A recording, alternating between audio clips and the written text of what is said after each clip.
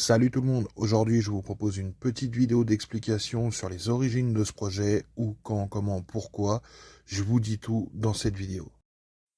Alors pour commencer, il faut savoir que cette voiture que vous avez sous les yeux, c'était à la base pour moi qu'un projet secondaire. J'étais à l'époque sur deux autres projets, ma voiture de drague et ma voiture de circuit, et celle-ci c'était un peu la voiture qui récupérait toutes les pièces que je remplaçais sur les autres par des meilleures. Cette voiture, je l'ai achetée il y a quelques années, à l'époque où le prix des japonaises n'avait pas encore explosé. Faut savoir que je l'avais payé 100 euros et les seuls travaux à prévoir dessus, c'était une tête de cardan qui m'a coûté 50 euros sur eBay. Donc à l'époque, j'achète cette voiture, je lui change sa tête de cardan et je la remise dans mon garage où il y a mes autres projets. Et de temps en temps, je lui mets quelques pièces, mais à cette époque-là, j'avais pas d'idée précise de projet sur celle-ci.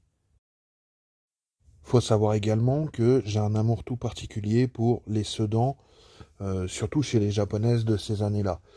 Dans la même catégorie, on va penser à la Mitsubishi Lancer, à la Subaru Impreza, et c'est des formes de voitures qu'on voit de moins en moins, et pourtant moi j'adore vraiment ce type de carrosserie. Et quelque part, c'est un peu là que le projet va trouver son origine.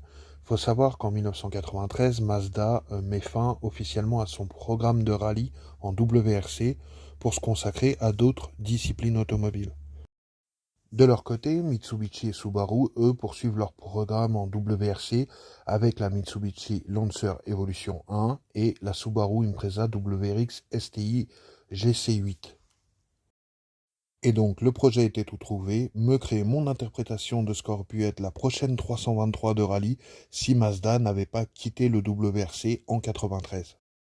Alors, bien évidemment, je l'ai beaucoup modifié et avant que cette voiture ressemble à ça, ça ressemblait plutôt à ça. Alors oui, c'est sûr, ça vend pas du rêve, mais il faut savoir qu'à l'époque, on est à l'époque du biodesign et que ça, c'est une berline familiale pour aller faire les courses. Finalement, c'est un design assez sobre, assez fade, mais c'est un peu ce qui se faisait chez tous les constructeurs sur ce segment dans les années 90. Autre exemple avec l'Impreza de base. Alors, généralement, quand elles ont un look assez sobre comme ça, c'est que c'est des petites motorisations. On est bien loin de la version WRC finalement de l'époque.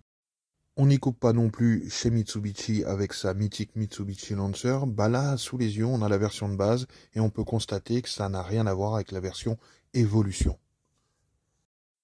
Vous aurez reconnu sans mal à sa livrée légendaire l'Impreza WRX STI qui courait en WRC à cette époque-là. Bien évidemment, c'est beaucoup plus agressif et on a un look beaucoup plus affirmé. De même que pour la Mitsubishi Lancer Evolution 1 de l'époque, on a une voiture qui est beaucoup plus agressive, beaucoup plus bodybuildée, on voit bien la différence avec la voiture civile présentée précédemment. Et là, on a quelque chose qui se rapproche plus du WRC, puisqu'on est en présence de la version Evolution, de ce que je vous ai présenté précédemment. Et là, on la reconnaît bien avec son béquet, ses prises d'air, son pare-choc. Le kit n'a plus rien à voir, ni le moteur d'ailleurs. Pareil pour l'Impreza GT 2000. On a un kit, alors là en plus c'est un kit bien spécifique, mais dès qu'on commençait à prendre des motorisations au-dessus de la version de base, on se rapprochait esthétiquement parlant des versions WRC.